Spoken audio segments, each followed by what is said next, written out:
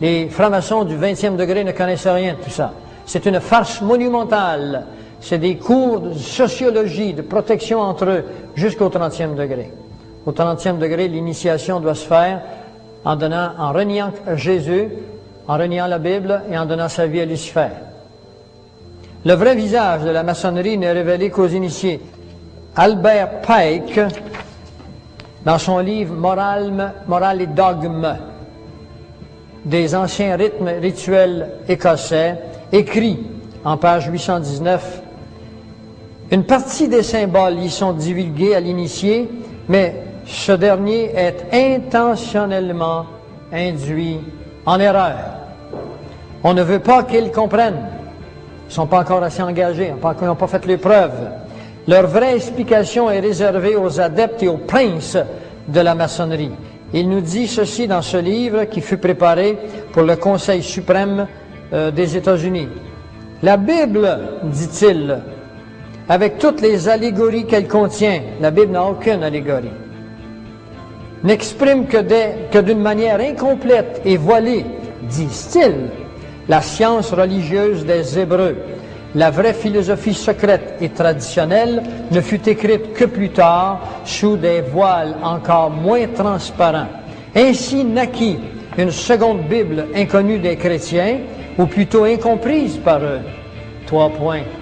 Toutes les vraies religions dogmatiques sont issues, tombez pas dans l'erreur, disent-ils, de la Kabbale, et elles y retournent. Toutes les associations maçonniques lui doivent leurs secrets et leurs symboles. This is Edward Alexander Crowley, also known as Aleister Crowley. He styled himself the wickedest man in the world. He believed himself to be the great beast, and he changed his name to Aleister Crowley, so it would add up in both English, Hebrew, and Greek Kabbalah as 666. This guy was probably the most highly honored Mason in the world, and he was also the most dangerous man of the 20th century. Crowley reveals the secret behind the all-seeing eye symbol in one of his books, the Book of Thoth, which is a very advanced manual on tarot card readings. And this is the eye of Lucifer. That all-seeing eye is not God, brothers and sisters. Masons would like you to believe that it is. This is their God, but it ain't my God. I'm sorry. If you study that symbol, that eye is actually called an Utchut eye or a widget eye, and it's a symbol of the all-seeing eye of Osiris or Horus. Nous ne sommes pas là pour faire la promotion de la franc-maçonnerie. Nous sommes là pour faire de l'anatomie, afin que vous soyez demain un peu moins naïfs, un peu moins ignorants. Dieu nous appelle à connaître toute la lumière. La Kabbale, c'est l'ensemble des traditions juives relatives à l'interprétation mystique de l'Ancien Testament. L'Ancien Testament ne s'interprète pas d'une manière mystique, s'interprète en contexte. Il est des plus anciens systèmes philosophiques occidentaux.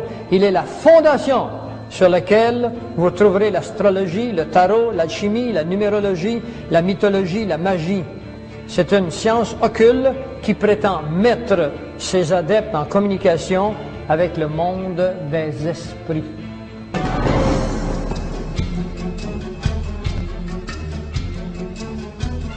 Through the 19th and 20th centuries, Western culture has been overwhelmed by a fascination with spirit communication and paranormal phenomenon. Some of the most influential people in the modern era have been influenced themselves by New Age spiritism and the occult.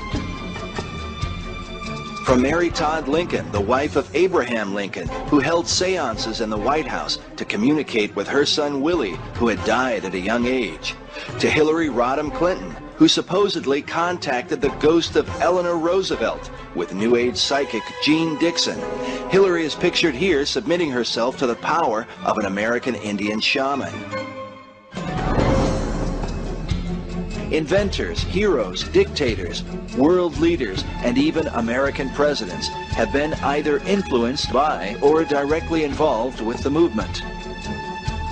Perhaps most significant is Swedenborg's example of setting down spirit-communicated writings, something that would set a pattern repeated well into the 20th century and practiced by nearly every major leader of what would become the New Age movement. Yet Swedenborg himself warned against the revelations of the very spirits he communed with. In his miscellaneous theological works he wrote, "Spirits narrate things. When spirits begin to speak to man, care should be taken not to believe them, for most everything they say is made up by them, and they lie. And if man listens and believes, they insist and in various ways deceive and seduce." C'est du quotidien de nos jours de voir les gens qui font appel aux esprits. Je voudrais que vous sachiez que c'est de l'occultisme. Et c'est anti-biblique, c'est anti-chrétien. Si vous vous livrez à ces choses, vous êtes en abomination devant la parole de Dieu, devant Dieu. Vous le trouverez dans le Deutéronome 18. You got to realize Satan is an inveterate copycat.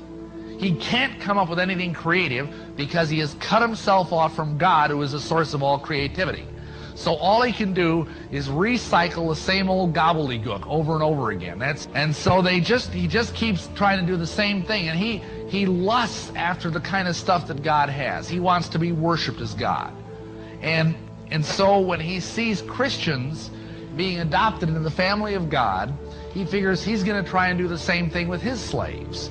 And so, and this is something very important that you need to understand. If you know someone who's a Mason, or if you yourself are a Mason, realize that when you kneel at the altar of Masonry as an entered apprentice, and you take that oath, you are adopted into the family of Lucifer at that moment. Now, you don't probably know that. I did. But most people don't even know that. Hitler's training as a spiritual mystic came through a secret order known as the Tool Society, an occult organization. Though the cause of such societies may vary, the same occult principles can be found in the Brotherhood of the Masonic Orders, whose members have included some of the most powerful political leaders of the 20th century. To test this argument, consider Hitler's dream of the Superman alongside this quote from Masonic author W.L. Wilmhurst from his book, The Meaning of Masonry. He writes, "This, the evolution of man into Superman, was always the purpose of the ancient mysteries, the religion of Masonry.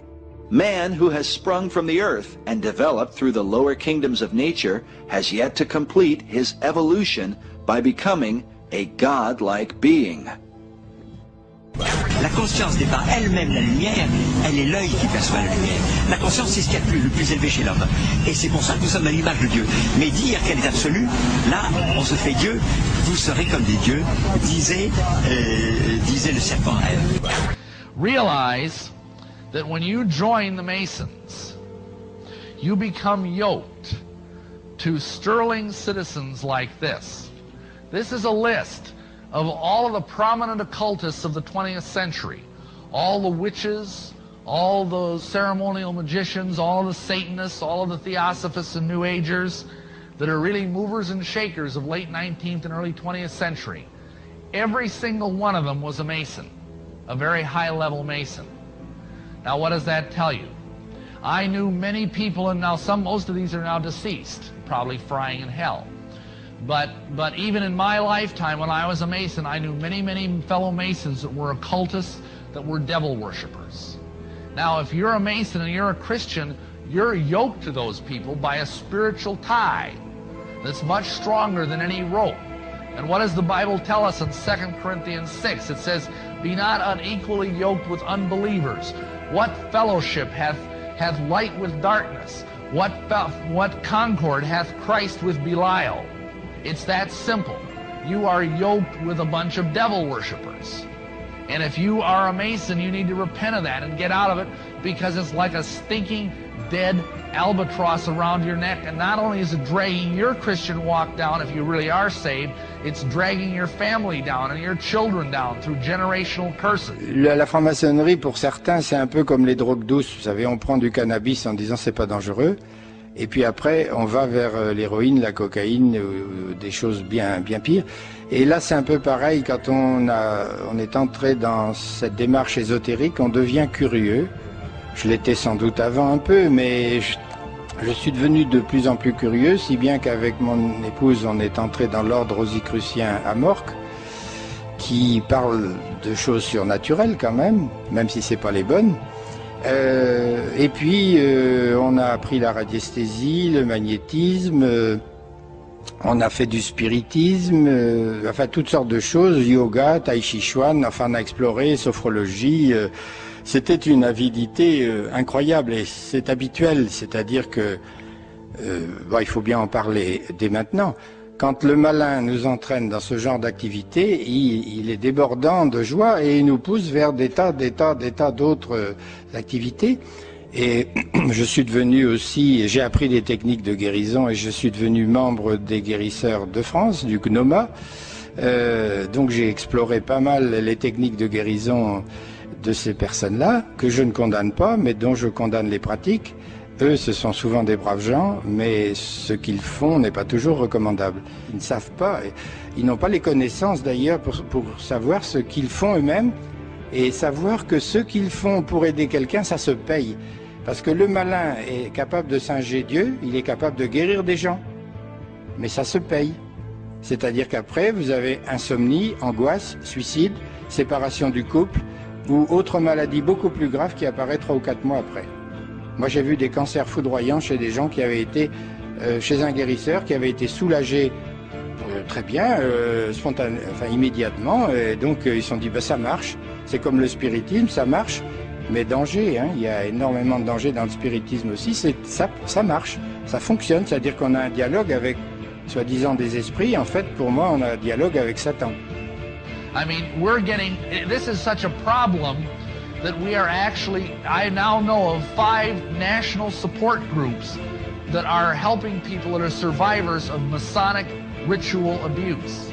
This is that serious a problem. And let me tell you something else. The other 95, 96, 97 Masons have an even bigger problem, because the spiritual headship over their organization trickles back down to this monster. And because of that, even if they're good men, even if they don't know about this, you know what happens? They begin to struggle, even if they're Christians, with profound temptations. If you're a Mason and you're in an organization with this kind of spiritual headship, this is all around you and you don't even know it.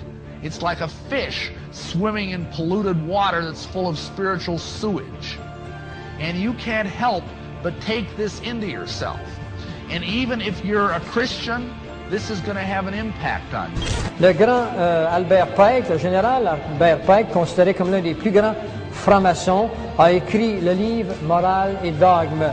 Jusqu'à récemment, ce livre était donné aux francs-maçons initiés. Dans un circulaire franc-maçon, il est écrit à propos de Pike, « Il n'y a pas d'homme plus pur et plus noble qui s'est tenu à l'autel de la franc-maçonnerie. Il fut le plus éminent maçon du monde. » Dans Romains 3, 23, il est marqué « Tous sont péchés, sont pécheurs, tous sont pécheurs, et tous sont privés de la gloire de Dieu. » Ça veut dire qu'il n'y a pas un homme qui est arrivé au monde depuis Adam qui peut se dire pur.